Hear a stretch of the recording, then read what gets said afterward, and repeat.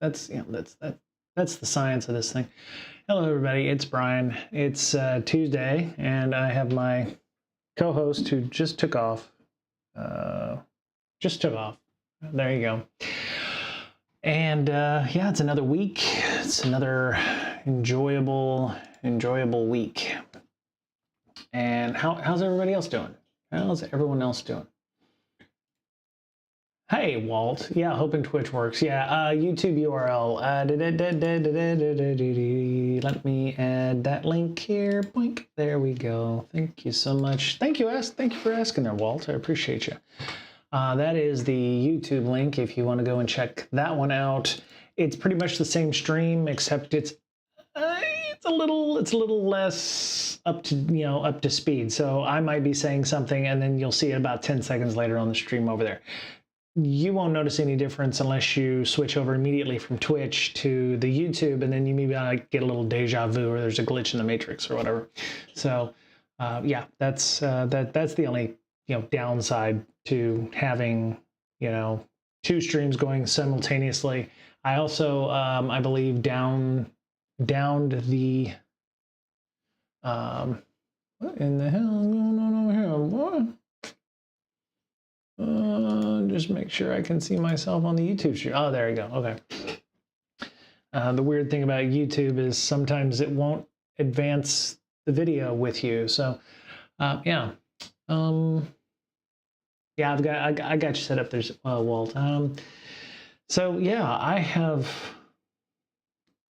Nobody's watching. I've begun in earnest the process to start looking for another job.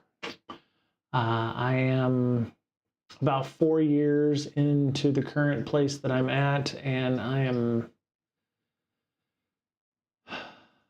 tired, just tired.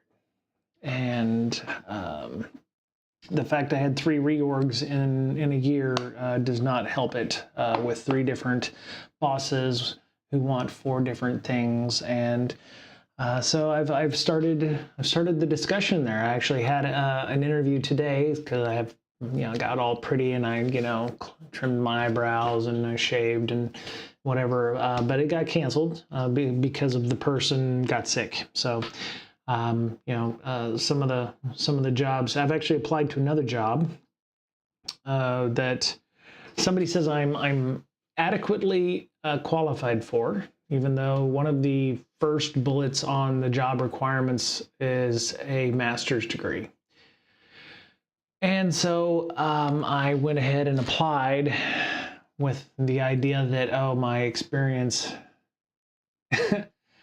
Well, Walt, if they remade Office Space in 2025, it would definitely need to include the big companies, not just Initech and Initrode, but some of the big Fortune 25, 10 Fortune 10 companies, because actually I don't think they do need to do a remake of Office Space right now. Maybe because of the work from home stuff, maybe they could add that, but I could it is such an evergreen movie that I don't know if it would need to be redone too terribly much. Maybe a 10-minute thing on Zoom and the rise of Zoom and virtual environments and it is still golden. It is 100% evergreen, for the most part. One of the things that I have noticed especially after being in the on-site, is when you are on a call and people are asking about return to office or complaining about that, and then you realize that out of the 15 people in the meeting where we're talking about things from an organizational level, and then one person who is obviously work from home, not me, but will bring up the fact, hey, what are they talking about return to office? Is that a problem? And then you see like half of the people check out because they're in an office. They don't have an option because they live close enough to an office. It's just one of the things that I've kind of noticed with the dynamic of the work from home stuff. It's, you have the luxury of working from home, and you don't have the luxury of working from home, and you're in a meeting where people are complaining about the fact that they can still work from home, and you're stuck in a friggin' office, or you're staring, my nightmare for working in an office, in an open office space, would be me having to face someone every damn day for 8 hours a day. And I look up and I'm looking at my screen, but then it's like, boom, they're right there. I'm looking at my screen and then boom, they're right there. That'd be my version of hell right now. The other version would be having my back to a door as somebody tries to come in. I actually, previous jobs, have had to put up a mirror or something so that people can't just walk up on you and shit. But anyway, so I have started in earnest. I actually created a cover letter. I actually used AI quite a bit on the job generation stuff. Zoom and Teams are a bit of RTO and work from home. Yeah, apparently some CEO had a meeting, only 11. Yeah, I actually saw that on Reddit, Walt. Where was that? CEO fired 100 people not coming to meeting. Yeah, here it is. U.S. CEO fires people for not showing up to meeting. Memo says, "Get the out of my building." Actually, I think he fired them on Slack, so it was pretty much somebody had posted it up on Reddit stating that they were an intern day one, and it works. So yeah, they shared the full message on Slack. There's an expletive in the CEO. He says his name is Baldwin, Baldvin. And CEO of a US-based company. It doesn't state which US-based company, but I'm sure there's not too many Baldvins out there that are, well, you know what? Oh, my bad, sorry. Oof, there we go. There's not too many Baldvins out there, so let's see. Baldvin CEO. Yeah, I mean it's all over different organizations. Oh, here we go. CEO of Brass Club. Okay, so he was the CEO. That didn't take long. Was dissatisfied with the poor turnout of a meeting scheduled for the company's 110 employees. 11 employees showed up to the meeting, and Brass Company. I don't know what that is. Maybe they make Musicians Club. CEO under fire. Musicians Club. Oh, is this the site? Yes, maybe. Yes. Let's see about. I don't see the person's. Oh no! Wait. FAQ, custom, global market for music lovers. Yeah, this must be it. This must be the Musicians Club or whatever. There was a viral Reddit post. I think I joined an internship and an hour later the entire team got fired. Yeah, this is the article or the system that I'd seen. Then they've been removed. Oh, that's unfortunate. But yeah, it was I mean, it's one of those things. I think the biggest thing about the return to office stuff was the take backsies that came out from companies that initially promised everybody, oh, we're never going to go back into the office. And it's hard to earn trust and create trust with your organization when you're immediately basically kneecapping people who might have left the Bay Area because it's a shithole and expensive, not shithole. Well, it's expensive, and or needing to move because of the pandemic.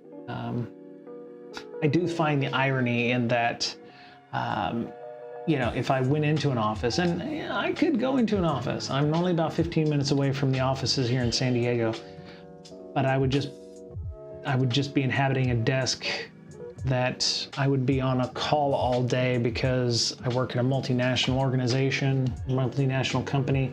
My boss is in New York, New Jersey, the EU, so it's like we're never going to be physically in a building together, and so it's I just think it's nearsighted. Anyway, so there's other things going on, but it's like I think it's a good time to start looking for other places and moving on. So started up writing my resume. Like I said, I was using Copilot to write some things. Let me see if I can find those. Let me see. Yeah. So I would, depending on how I wrote it, let me see. So, based on job titles that I have, I'm a, TP, I'm a project manager, program manager. I have other duties as assigned as part of my job description. So, one of the things that I was trying to do was put terms in the resume that everybody kind of understands. And so, let me see, where is it? And obviously, so like, for example, here's some discussion, I asked about how could I suggest in a resume a modified current work culture to embrace more security. So when I worked at, other places, I was, fixing process with the PMO and trying to create a more secure culture, a more streamlined culture. So, I was reading through some of these and, I didn't copy paste, but if it was like, established, cross-departmental collaboration, I would take some of these bullet points and add them, because my resume has been a little weighty. I have a, even with a minimum of 3 to 4 bullets. My current job, I have 6 bullets only because it's my most current job. But it was nice to have, starters, seeds, if you will, on how to format discussion about your job and how things worked. And let me see. So yeah, and one of the things I have a problem with writing, it's not my strong suit, and I'm working on that, but it helps you think of ideas, right? I don't have an original idea in my head. Sorry. So, feedback and audits, you're creating metrics. So it's like, help me explain how I write metrics, or help me explain about briefing, people, or, you're able to collaborate across teams and that kind of thing. So, this was helpful to create little seeds of ideas where I can go, yes, okay, I understand how I would want to format this, or how I would want to say this, or, it has, verbs that you can help with, like introduced and enforced, or collaborated, or created, conducted, spearheaded, right? So, it's very helpful in that case.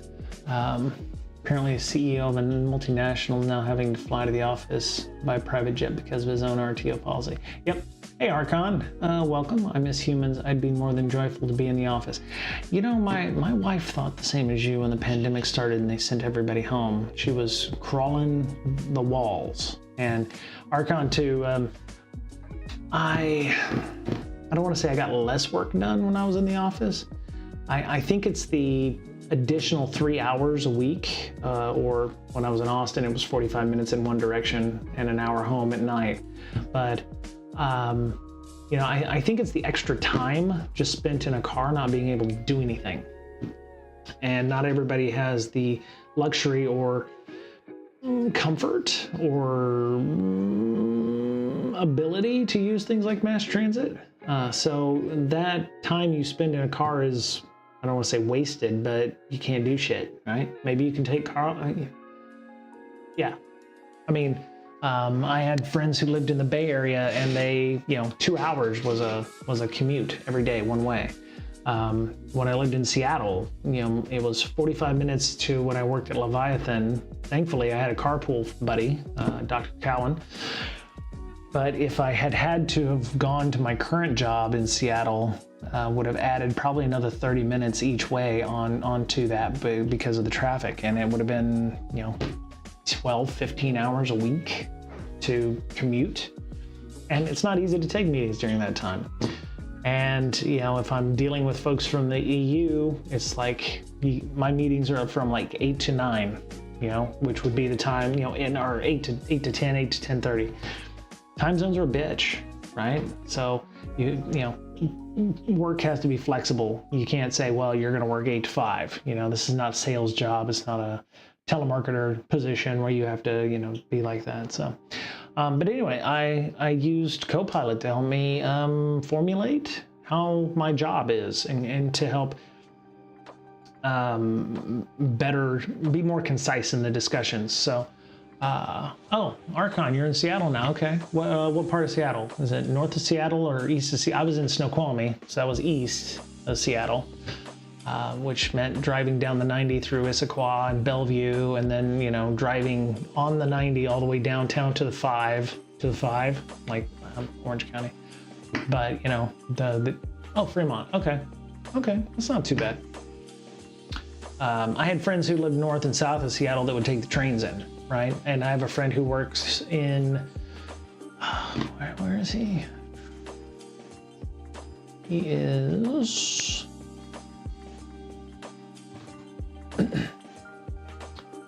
forget what the name of that is. This area, Harbor. It's not Harbor Island, but it's this part of Seattle. But yeah, so I lived out east. So yeah, I lived out here in this area of Snoqualmie. So I would be driving the 90 all the way down, and you know there were folks that I know lived down here in Maple Valley. So if you're aware of the area, this intersection right here where the 90 and the 18 goes over a 4,000 foot tall mountain or 1,200 meters mountain, and you know it would take an hour for them to get anywhere. So yeah, my wife used to use the L when she lived in Seattle as well, or Chicago as well.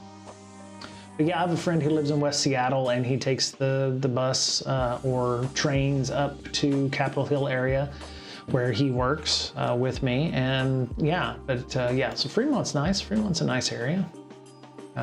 Yeah, I mean, you probably got trains or buses that can take you down to wherever you work or up to wherever you work. Green Lake is a lovely area. Anywho, so one of the other things that I don't normally do for jobs is a cover letter, and it's fairly divisive, right? Some people are like, yeah, you do a cover letter, yeah, don't do a cover letter, but I have found that quite, I don't say therapeutic, but it was another way of selling yourself. You know, maybe somebody is looking through a wall of text, which is your resume, and you know, if you wrote your resume yourself, and we've had numerous discussions on those, maybe the persuasiveness of the cover letter will, you know, set you apart, or, you know, help explain some of your experience, you know, in ways that, you know, maybe your resume didn't necessarily highlight, you know. And so I spent a little time massaging a cover letter and working with, I actually took a screenshot of my resume and I fed it into Copilot, and then I said, based on the work experience here, because it was like I could copy paste the text in, or I could use the picture. I said, based on the feedback in there, and it apparently read it pretty well. Give me a cover letter, and it gave me a cover letter, but it was like, you know, 3 pages long. And I was like, okay, most cover letters are 3 paragraphs maximum. It's like, thank you for the time reading your resume. My name is Brian Brake. You know, I'm applying for this, and you know, I'd be very interested in talking.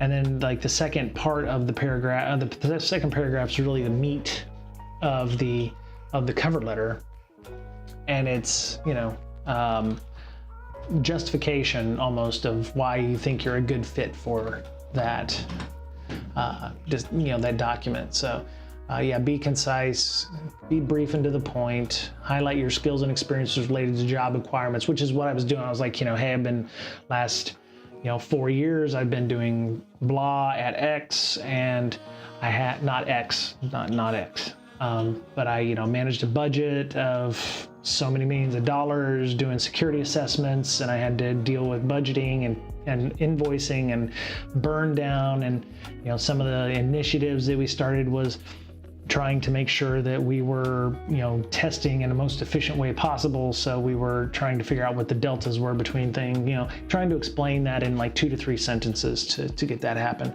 And then finally, thank you for your time. Look forward to talking with you about the exciting experiences. I think I added something about the job description that I had seen from the company involved, to make it at least show that I didn't just blindly throw my resume out there. So I actually have no compunctions that I'll ever get this job.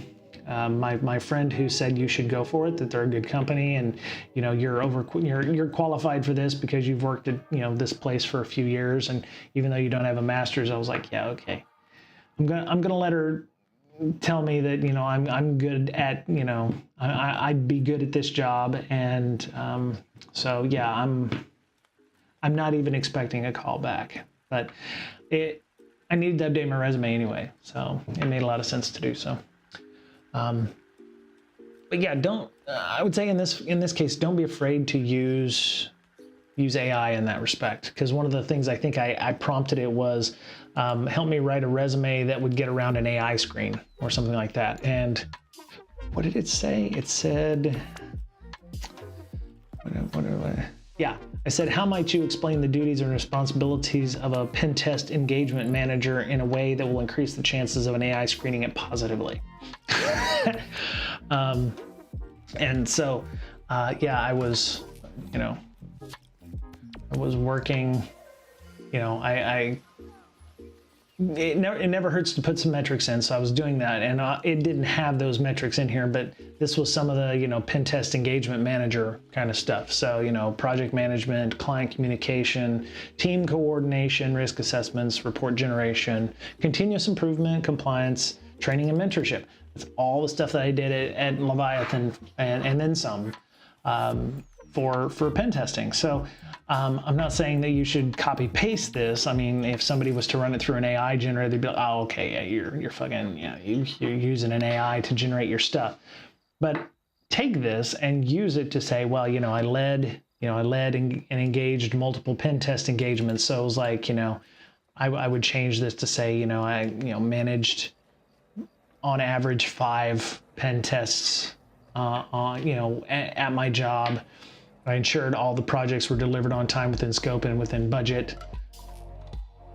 You would say I ensured better than 90% or something like that. I would say 90% were on time, within budget, and within scope.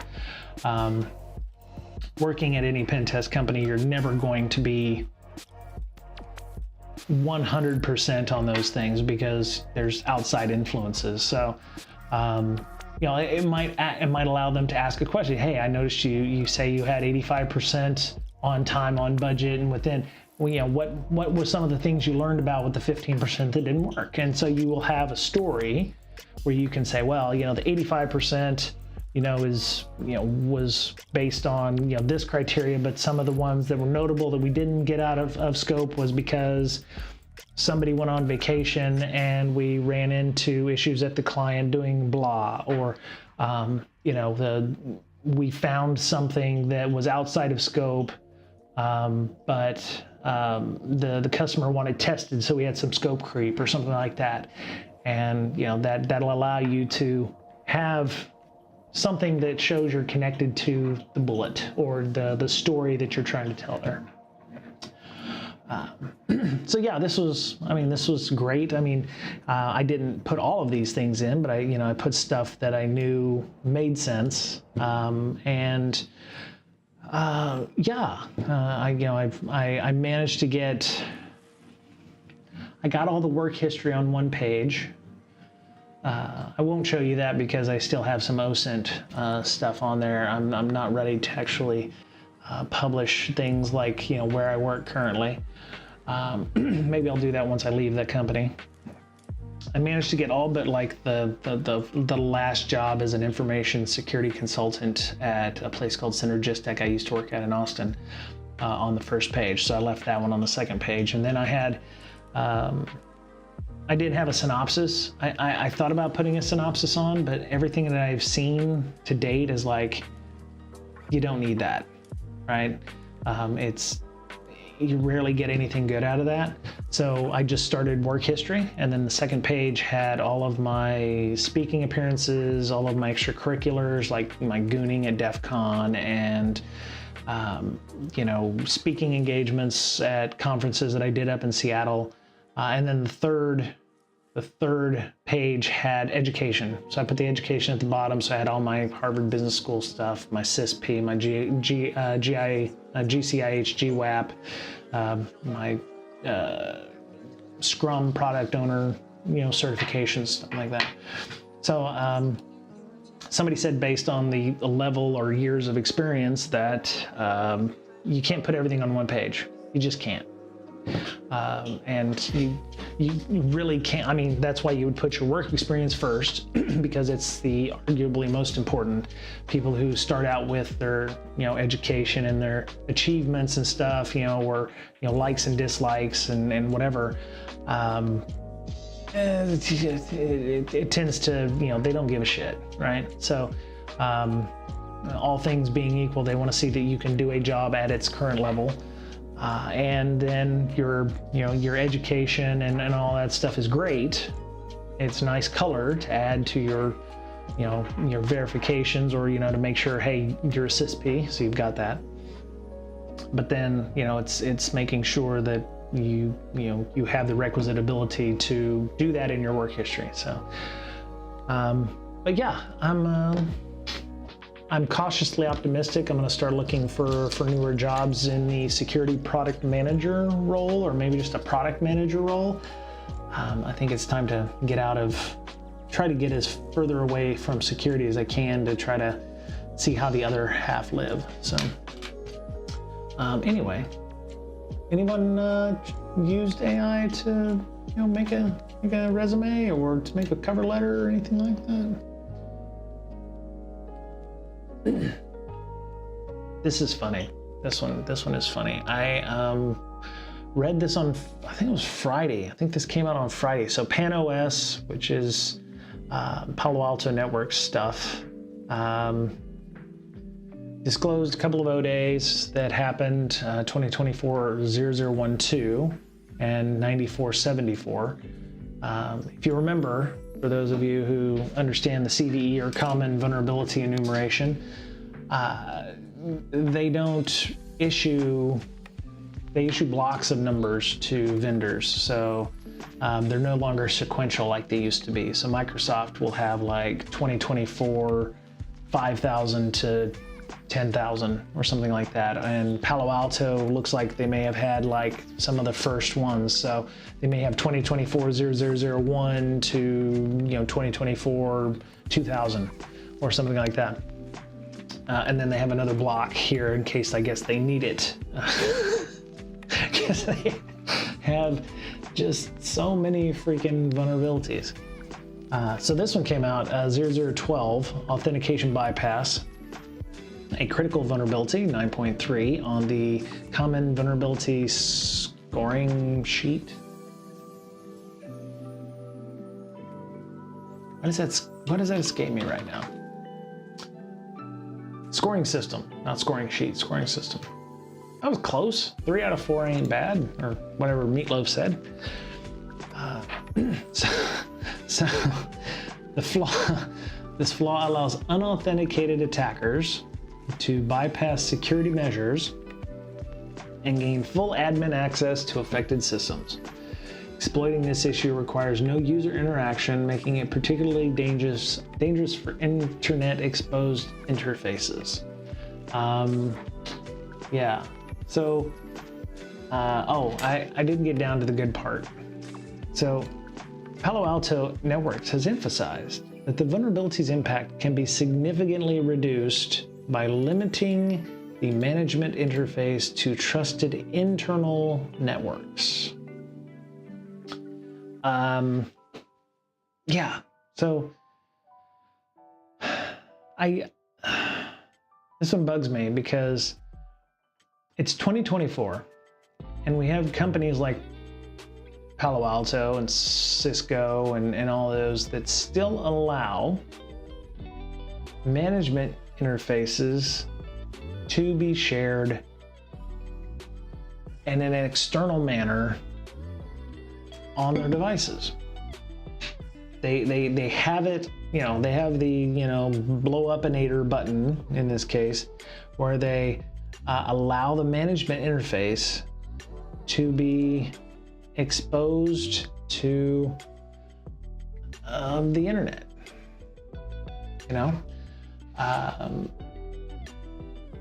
yeah, I don't understand I mean, I can understand why they would allow customers to shoot themselves in the foot, but it feels like these companies should. It's kind of like if you use AWS. Back in the day, they used to allow S3 buckets to be created, world readable, world writable. Everybody and their dog would have access to the contents of your S3 bucket if you knew how to access those things.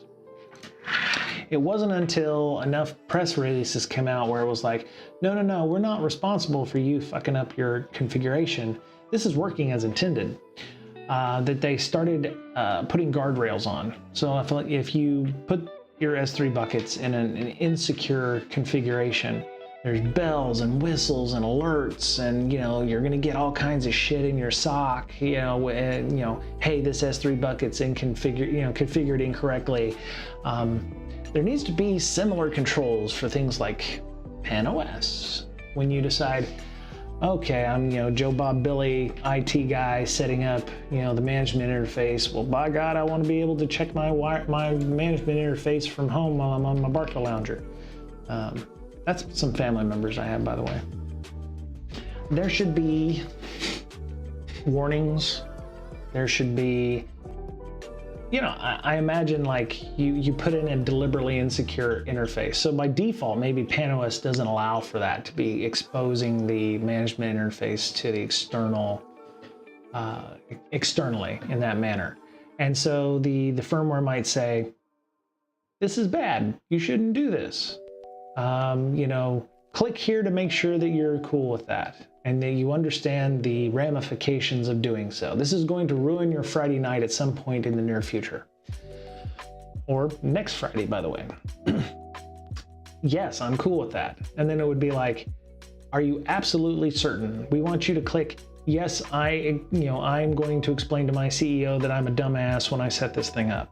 There needs to be some guardrails there, I think, when you're allowing this to occur on a especially a border router or something like that. There needs to be that kind of acknowledgement where it's like, who did that? Who allowed for that to happen? Yes, it's terribly convenient to allow somebody to access the management interface from your Barcalounger sitting there on Sunday night or on, Friday night when you're having a nice time with your family, and then, you get 2024-0012. And so, yeah, it's, at some point, PanOS will enable that. And you know what? Maybe they already did that. But this made enough news that SOC Radar is actually reporting on it. There needs to be more security measures. And, I thought we were going to get that, but I don't know if we're going to get that anymore from, CISA and what have you. But yeah, there's problems. Actually did see some, what was it? I saw that, liability for product defects.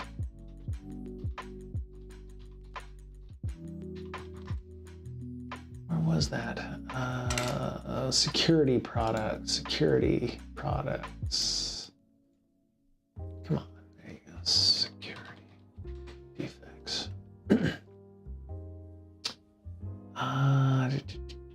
Yeah, here we go. So there was something that came out. Is this 2023? When did this come out? No, a new version of this that went into law, like product liability. Like you could be sued for, product liability, like this doctors have malpractice when they do something wrong.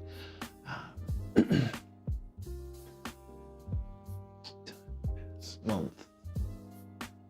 Yeah, here you go. Risky Business. EU will make vendors liable for bugs. Thank you, Risky Business. Catalin Campano, yeah. This is from the Risky Business News Network or whatever that Patrick and them are running over there. So yeah, EU has updated product liability law to cover software and associated risks like security flaws and planned obsolescence. So, the joke that, Apple products go obsolete after 2 years is kind of a, misnomer now. Like Google, if you buy a Pixel, you're good for 5 years of security updates instead of after 2 years, oh, you're not going to get any more updates. But they say the EU directive on liability of defective products replaces the EU's oldest directives and will provide consumers with legal tools to hold companies liable if they sell defective products. Very similar to like a lemon law, I would imagine, that we have here in the US where, if it breaks, you can take it back because, it's hot garbage.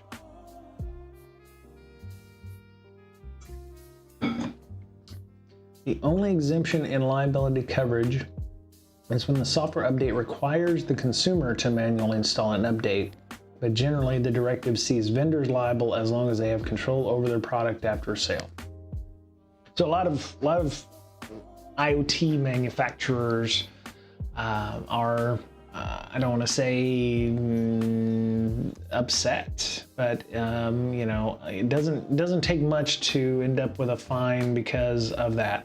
Now, when they say they have control over their product after sale, a lot of organizations, a lot of companies push updates to IoT devices now, or to router gear, like the consumer version, Soho routers like D-Link or TP-Link or whatever. You can get updates for those things.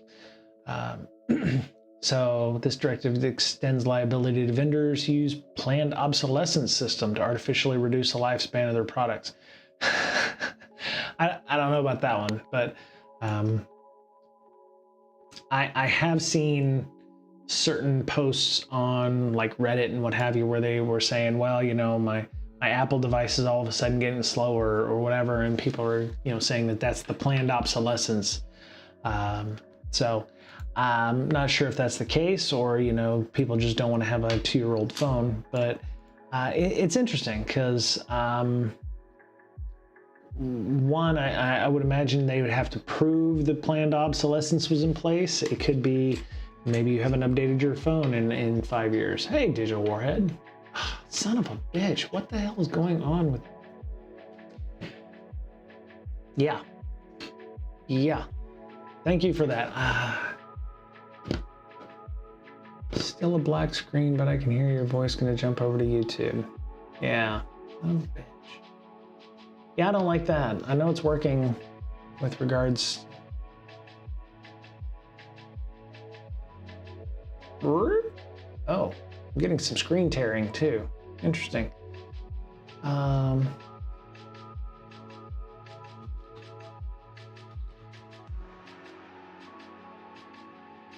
Anyone getting the screen tearing on the screen? I'm gonna pause that. I don't know if that makes any difference or not, but and pop out the chat. There we go.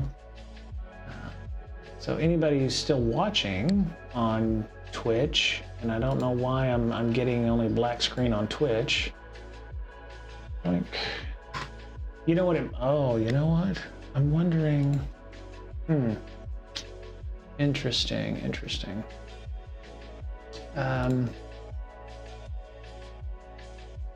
wondering if it knows that I'm streaming to multiple places and is killing one of the streams. So that would be interesting. I'm going to probably get off of Twitch. I think so. be way less of an issue. So, but yeah, so I find the idea of product liability for security defects. I like the idea of accountability, that you can't just launch a product without having regular updates, either OTA or otherwise. And you could be on the hook for a developer mistake where you could run into some issues there. So whether or not it actually gets enforced is another thing altogether. Because, it's going to take, years to go through the courts once a suit has been brought, and the damages will be probably very minor, even less than I would say for like a breach or something like that, after lawyers get their cut and what have you.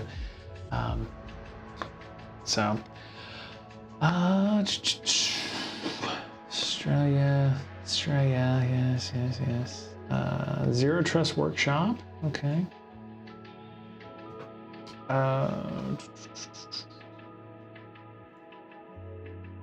Hasn't been a lot of news that I've found interesting. Let's see.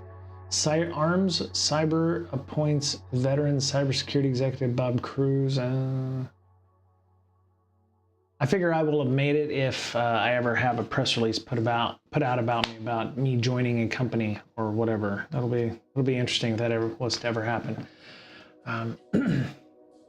So yeah, if you're watching on Twitch, check out the YouTube link, and I'm probably going to sunset the Twitch because I hate it, but it's not really doing much for me. So scam yourself attacks just increased over 600%. What's a scam yourself attack? He says. Millions of people are falling for these scams, but they're not unavoidable. Wait. Millions of people are falling for these scams, but they're not unavoidable. That means they're avoidable. Why this? Why not unavoidable? I hate that. I hate the double negatives. Let me see. What is okay, so what is a scam yourself attack? Here's what you need to know. Fake updates. Next time your browser tells you it's time to update, take a second to make sure it's a real notification. Okay. Fake click fix. If you've ever Googled any sort of computer issue, you're running across an authentic looking web page that promises a quick fix to your problem. Yes. Jesus, that is terribly stupid. Do not, if you're going to a web page and a pop-up comes up and it's like, oh, you're out of, you've not been patched or whatever. I hate that these are a thing that people still fall for. The only thing I can think of is these are people that fall for these are not terribly savvy about how the internet works or how computers work or how fake updates work. Scammers are creating online, are aware that online aren't savvy about tech problems, okay? So they're creating fake tutorials. Instead of fixing a problem, these guides will lead to malware. Includes a critical instruction like you'll need to turn off antivirus for this to, yeah, that is interesting. I haven't seen those before. I haven't seen those yet. And the fake CAPTCHAs. This would be equivalent to like the monkey. Remember people of certain age, you run back and forth across the banner ad and you had to click the monkey. No matter what, it always loaded something that was the ad and they got paid by the click. So that's interesting. I've not seen the fake tutorial. I would actually like to see the fake tutorials. Just to see what it looks like, like, oh, you'll need to, I would hope that enough people report those on YouTube that they would get, kicked off fairly quickly, but I could be wrong. I could be wrong.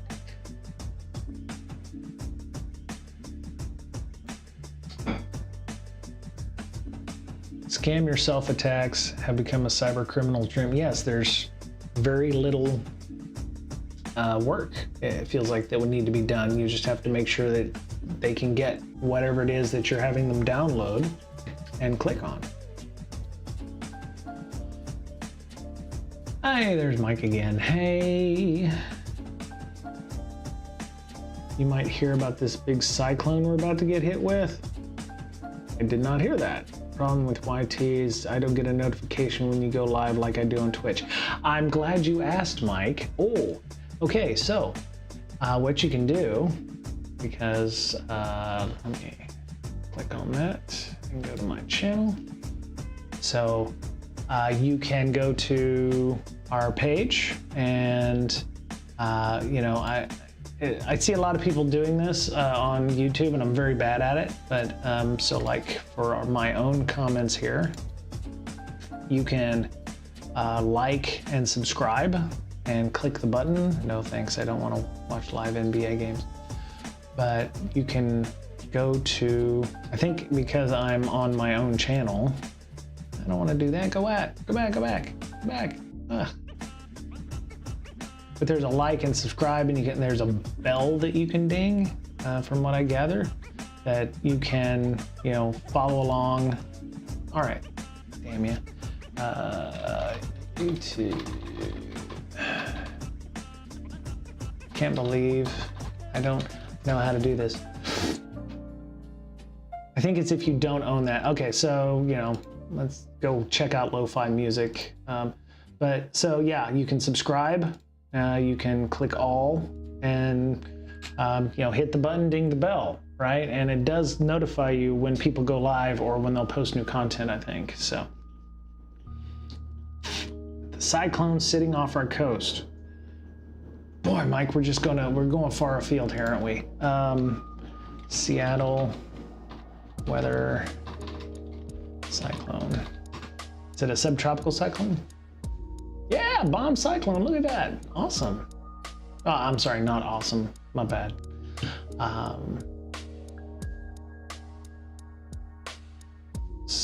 Forecasts are calling for damaging winds in western Washington Tuesday evening along the coast and in the Cascade foothills. Yeah, that's where I used to live. Oh, blizzard warning for most of the Cascades. Ew, I lived that. That single picture sums up the reason why we left Snoqualmie and moved down to San Diego. I mean, I'm freezing my ass off right now, but I'm freezing my ass off and it's 60 degrees.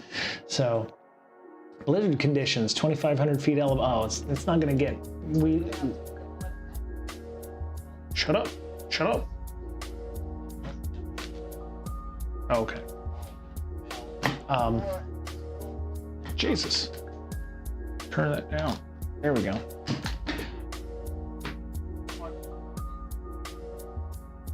There we go.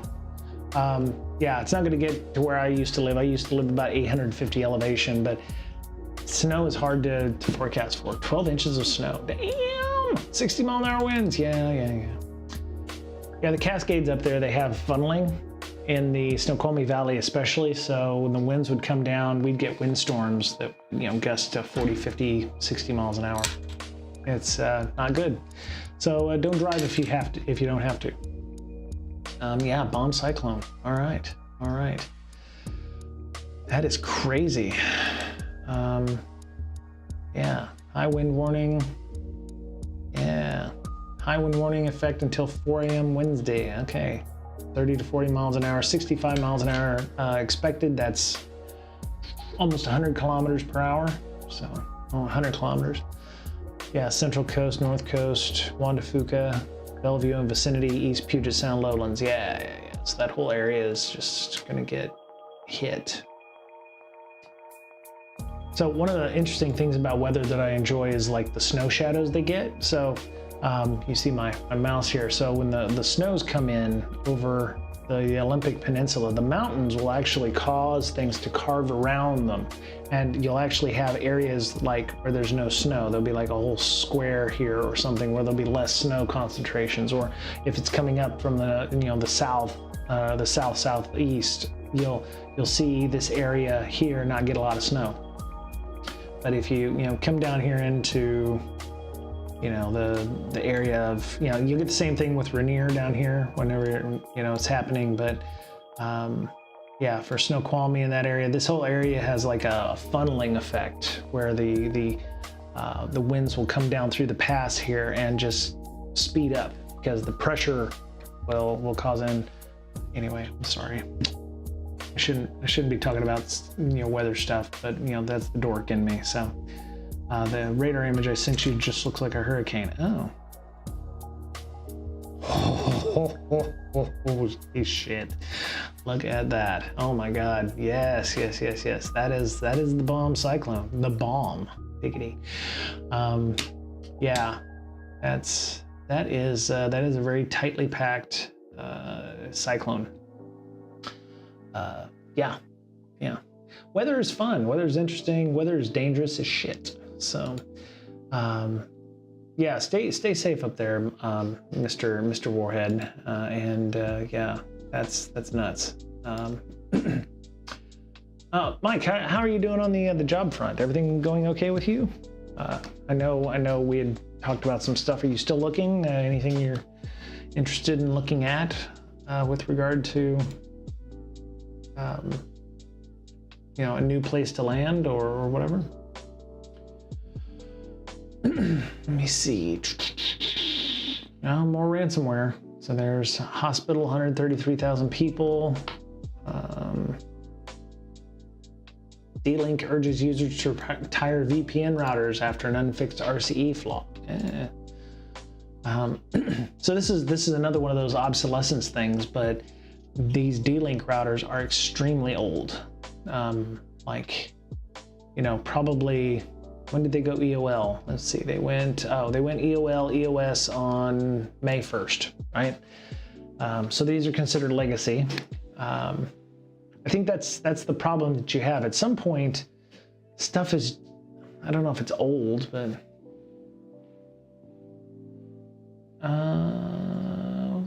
well, cool, Mike. I'm glad you were able to get back to work. So that's awesome. Yeah, I know there's a lot of folks that I've actually gotten quite a few people with recruiting hitting up saying, hey, this is good. Actually, unfortunately, got one that's believes that I'd be good as a dental hygienist, which I'm not sure that is something I want to do. But in Washington State, apparently they need a lot of dental hygienists. But I'm glad you're back to work. That's great to hear. I hope it's good for you in this case. But so yeah, they've end of lifed this hardware and software revisions.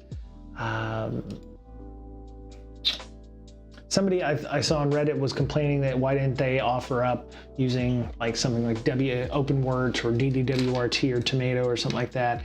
And my comment was that the people who use these things, one, want the VPN and the support contract connected to it. If you're buying these things and using them in your home, that's something you can do. But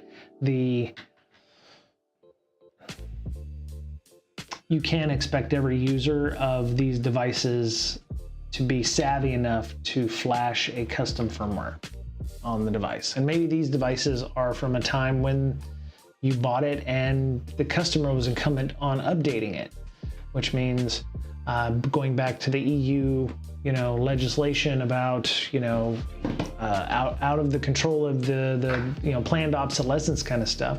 If you don't update your stuff and you're not allowing the maker of said kit to update it for you, that's kind of interesting. So maybe when you upgrade to the DSR 350, we'll have updates or firmware updates that you can do. Yeah, so that's great. Users can download the most current firmware, but it will not protect you from this. Yeah, Dellsploit. No patch is officially released for it. D-Link's response aligns with the networking hardware strategy to not make exceptions for EOL devices when critical flaws are discovered, no matter how many people are still using the devices, which is great for D-Link because, hey, now you can buy our stuff. Vendor issued a warning, but not a security update. Last week, threat monitoring service, the Shadow server, reported seeing active exploitation events. Despite internet scans returning tens of thousands of exposed endpoints, D-Link decided not to address the risk. Yeah, so this is not the first time D-Link has done this. and yeah, they're holding firm on their, hey, you know, update your stuff. I don't know, how much did one of these cost when you first bought it? Oh yeah, look at these things. Yeah, yeah.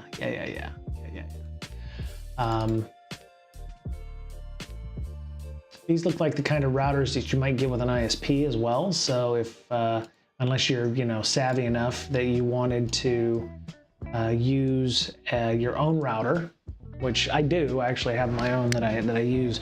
If these come from an ISP, your ISP should be the one that's offering you a hardware upgrade or an equipment upgrade in this case. So if you have like a Spectrum here in California, or like an AT&T or something like that, you would be updating.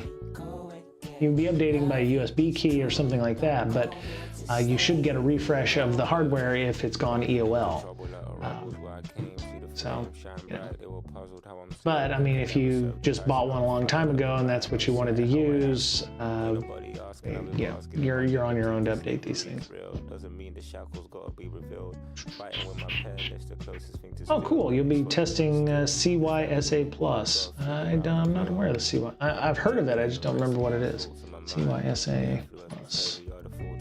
Oh, cybersecurity. Oh, CompTIA. Okay, yeah, they're pretty good. They're pretty good. Cybersecurity analyst certification. Nice. That's that'll be a good one.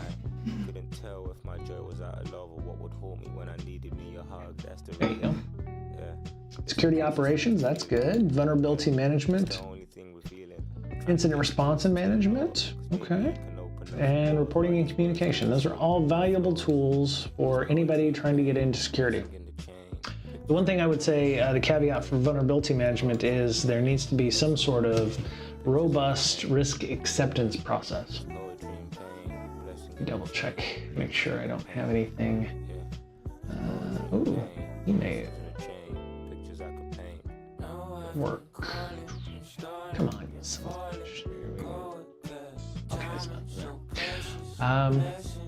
Yeah, you need a robust risk acceptance or cover your ass process. That way, if a team doesn't want to patch something, that's great. They, you know, if they want to take that risk on, they can do that. You know, an escalation or a method by which you are keeping track of that, and if email is not the way to do it, or Slack, you need to have some sort of written process somewhere. Or, you know, if you do it by email, make sure that you're taking copies of the screenshots or putting them somewhere when you're consulting legal. Seems like a combo of Security Plus and SSCP, both of which I've passed already. Okay. Does it have a CEU or a CPE kind of requirement where you have to keep, you know, re-upping it or anything like that? What's, you know, let me see, maximum questions, passing score 750 out of 900. Network Plus, Security Plus or equivalent, 4 years of hands-on experience as an incident response analyst or security operations analyst. Okay. Retirement, 3 years after launch. So wait, you have to get it every 3 years? Doesn't say there's any kind of renewal process here. So yeah, see, 81 approved work roles. When I was going through as a security contractor, 81, it was 8150, I think at the time, but because of where I worked, I needed like a DoD IAM or a CISSP. Hey, Beta Wolf, welcome back, man. If you can't see my screen, Beta Wolf, you can go check out the YouTube channel.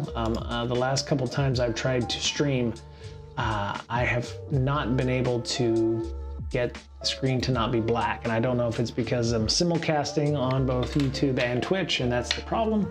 It's working on YouTube, so you know, use the YouTube link above, and come join us over there if you want to chat. So I know you can't see anything, Beta Wolf. That's what Digital Warhead told me, and Walt probably is over here too. So there's Beta Wolf. Hello, Beta Wolf. That's your name, Beta Wolf? I didn't know that. Okay. I know so many people's handles, I don't know their name. Like my goon friend Nick Fury had posted up, and I'll need to, you know, work on trying to figure out how to get YouTube chat on the little ticker thing on the bottom there. But yeah, Nick Fury. His name isn't Nick Fury. So yeah, we got, you know, combo Security Plus and SSCP. And thanks, Beta Wolf. Welcome to the party. Welcome to the party, pal. We're doing our countdown to Die Hard because it's getting to be summer, you know, Christmas time. So yeah, getting ready to enjoy Christmas. Yeah, digital. Yeah, jumping ship. Beta Wolf. I think I'll probably be sunsetting the Twitch. I wished I wasn't, because I'm not exactly sure how you monetize YouTube. So if I wanted to take subscriptions and stuff, I'll have to look that up. But yeah, so because, you know, I want people to be able to, you know, reward content if they want to, and right now they can't. So if I drop the Twitch, so. Oh, job-wise, yeah, I am. I'm starting to look again. So it's been about 4 years, and as I told people about an hour ago, I'm just tired. I'm not sleepy tired. I'm just tired, and yeah. So whatever next job I get, I'm probably going to have to tell them, look, I really want to get started, but I really need like a month off, because. Reasons. So yeah, take some time off. I've got some vacation time coming up in December for a cruise. So the second half of December, no, I won't be streaming much. But yeah, I need some time off to recharge once things.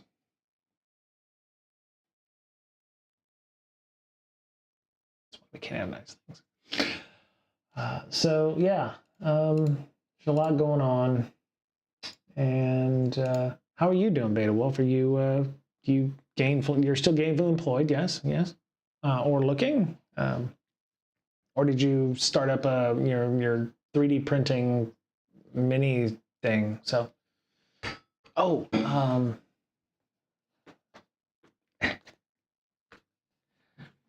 so I'm a Kickstarter whore, for those of you who don't know, and I kickstarted some dice.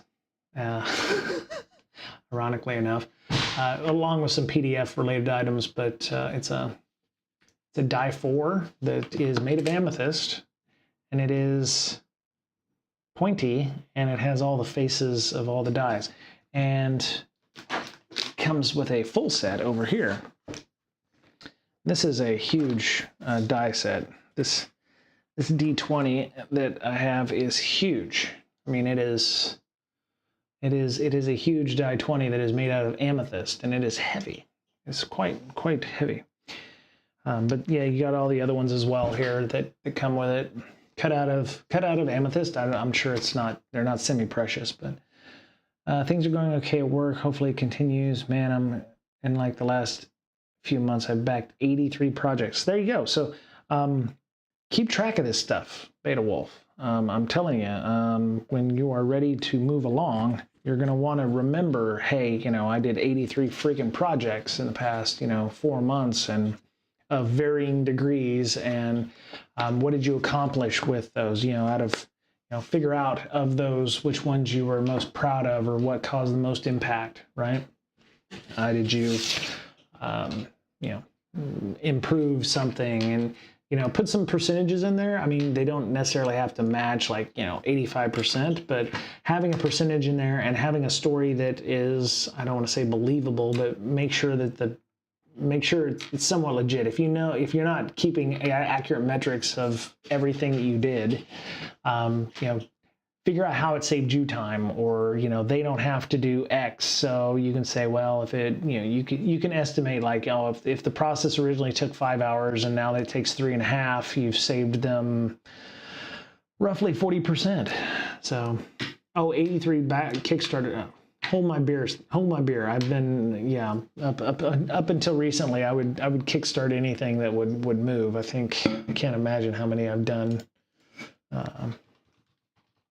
Kickstarter. Let me see. Log in. Yeah. Code. So yeah, I don't do a lot of physical stuff, and I have a feeling with the new administration in the U.S., a lot of printing of physical stuff or dice making or books are done in China. And so what you're going to find is people that are starting Kickstarters that are going to end in, say, December, and then, you know, they're having to do orders in China.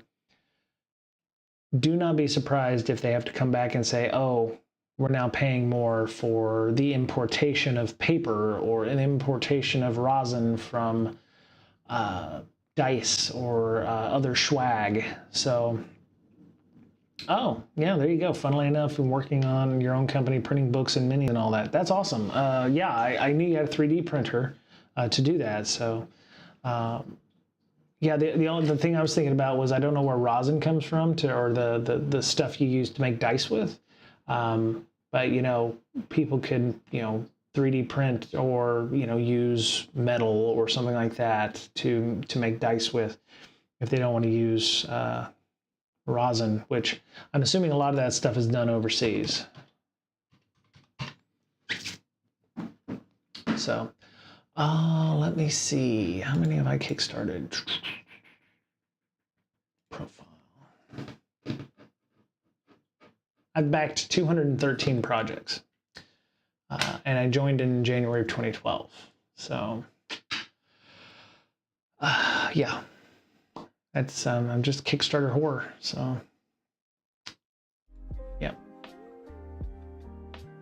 You already have 2 games you're a printer for. That's pretty cool. How are you printing those? Are you printing them with like, do you have printing press? Do you have a printing press? How does that work? A lot of the stuff I support at like the minimal level because I just want the PDF. If anyone wants to invest on the ground floor of game creation, yeah, I would be interested in the logistics of that, Beta Wolf, with, you know, like the printer, the paper, where are you getting the paper from? Are you going down to the Weyerhaeuser plant in Seattle and just, you know, hey, I need a roll of paper, you know, the inks or the weight of the paper. I think that was one of the things that I've always noticed with the quality of some things like from Drive-Thru-RPG or whatever. They like to talk about the weight of the paper or the thickness of the paper because that leads to the quality, the coloring in the ink. You know, there's a lot of back and forth when you read some of the status emails on, you know, oh, well, we got it back and the colors are off, or you know, we have 2 page 83s in our book. One second, I'm gonna shut my door.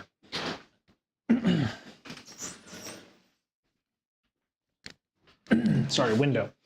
And then I'll be getting my perfect binding machine, Riso printer, and digital print printers. Wow. Okay. Do you have a warehouse or something, a garage or an outbuilding or something that you're doing that in? Can you do it? How does it scale? Can you do it at scale? Sorry, we're so not doing security right now, but I just so don't give a shit. If you're here for the security, my apologies. But I'm interested in the logistics of this because I see a lot of these emails where people, you know, and you can tell it's like sometimes you don't want to kickstart somebody if they're new. There's a psychology to the whole thing, right? So you see some of these, as you can see, I'm a RPG Kickstarter whore. I've, you know, funded a bunch of stuff like this. A huge garage. Oh, very cool. Okay. You know, I can see what you're doing here, Beta Wolf. So it's like, you know, if they're expecting certain level of you know, the tariffs, when the tariffs come in, they're bringing the paper in and they're bringing the products in from China. And, you know, some teams are going to end up paying like 30% more depending on what the tariffs are set at. And I don't know. And I shouldn't speculate, but the idea is it's going to cost more to import that stuff in when it comes in from China or wherever it's Indonesia or, you know, Cameroon or wherever they do the printing from. And if you can do it in-house in America, in the US for, you know, 20% above whatever it was, you're still, you know, it would be interesting to see the price points for all these things. But yeah, so you know, some of these ones that have been funded, there's a psychology involved with these things when you do them. When they do things like they set an absurdly low amount to be able to, you know, like, you know, the pledge, the $10,000 goal, but they raised $200,000. There's a whole psychology around this thing. It's like, oh wow, I did so well with my goal. Yeah, you know, if it had only been funded at $10,000, you wouldn't have been able to fund this thing. You know, I've seen that for a ton of stuff. And yeah, as you can see, I only did the $30 PDF because I didn't want to do other stuff. But yeah, there's a whole psychology to making these things work properly. Oh, I backed the Cosmere stuff, and it went stupid, like crazy stupid. Yeah, so it started out. So he set a realistic goal of $250,000. So Brandon Sanderson, no slouch. And of course he made 15 million because everybody just went gaga over it. And of course we'll get it next year sometime. You know, we'll get some of the beta stuff ahead of time, but yeah. And I'll get 2 books. So I've been getting a lot of games that are pretty near finished, which has been great. Have been showing up at my house. Yeah, yeah, like I said, I don't normally do the hardback stuff. And I have a feeling he's gonna take a bite out of this because I don't know where he's doing these or having these printed, but my guess is it's not in the US. So he's gonna take a little punch to his bottom line here on this, but you know, he's Brandon Sanderson, accomplished author. He wants to make a quality product. So, yeah. I'm just obsessed with collecting. Yeah, you know, it's just like, you know, Pokemon, gotta collect them all, but yeah, I've done a ton of shit over the years. So, there's actually so much stuff I can't remember what all I've got. Like I got these dice in the mail the other day, and it was like, oh, there's a package in our mailbox, and I'm like, I don't even remember, you know, ordering these. Send you a screenshot of my back project. Yeah, I mean, I've got a ton of stuff. Oh, actually, yeah, this was a hardware one that I did with the foil-backed cards and stuff like this. I have the big boxes right over there. Kind of a collectible trading card game, but yeah, I've got a ton of stuff here. I've actually found that I don't need to kickstart stuff so much because there's so much homebrew stuff out there right now that, and again, if you're here for security, you know, you're not gonna find it. But yeah, there's a ton of homebrew stuff out there that you can look at. Some of it's really good, and a lot of these homebrew folks have their own Patreon instead of doing a Kickstarter. So, you know, they have all kinds of stuff that you can go and look at. And I found myself like Ariadne. Ariadne's Bestiary has a Patreon that you can go to. And you can sign up, and, you know, instead of a Kickstarter, you know, they put out regular stuff every month, and you get unlocked, you know, access to these things by paying $4, $6, $8, $10 a month. So yeah, or $14, you get, you know, so much stuff. Oh, there you go. Yeah, of course, $20 a month is recommended by the creator. Duh. Why would they do the $2? But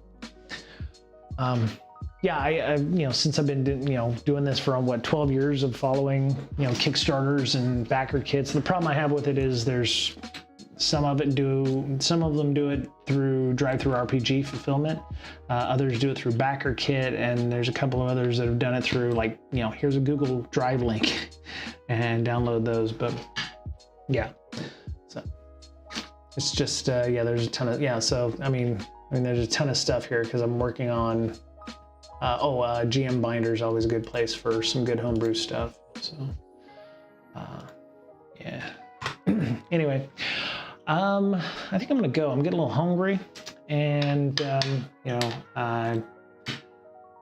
I'm going to work on the YouTube stuff and the Twitch stuff. I may just announce on the Discord that I'm only going to do it on YouTube from now on, and then shutter whatever I'm doing on Twitch. It really sucks because Twitch was working really well, and maybe I'll try a stream without simulcasting it to YouTube and seeing if that solves the issue. And it could be that Twitch is like, yeah, no, you can't simulcast, and so we'll see what happens. But Other than that, Friday should be good. I have it blocked off on my calendar. We'll do some more Proxmox stuff. We'll play around with our sandbox and malware, set up a malware sandbox, or just you can watch me flail while I make a malware sandbox or fail to make a malware sandbox. Yeah. Hope everyone has a good rest of their day, rest of their week. Y'all, you both be safe, Mike and Digital Warhead and Beta Wolf. That bomb cyclone.